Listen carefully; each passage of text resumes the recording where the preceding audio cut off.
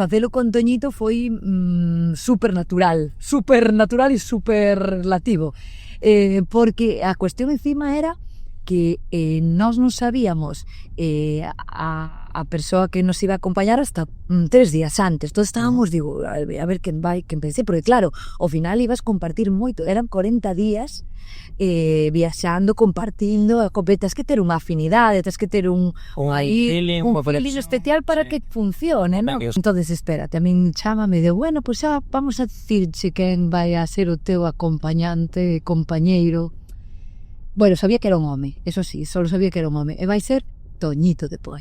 El uepa lá, eu digo, pero epa, porque claro, con Toñito de Poi tivera contacto de hola, que tal, de coincidir, eso, pero nunca... Sin máis de... Sin máis, digo así de primeras, digo, jope, pois vaya dúo máis estrambótico. Porque, non sei, era como dous paus tan diferentes, non sei. Que cousas da vida, debe ser que o camiño probé, sempre o camiño probé, foi un descubrimento máximo. Teño un gran amigo, de verdad.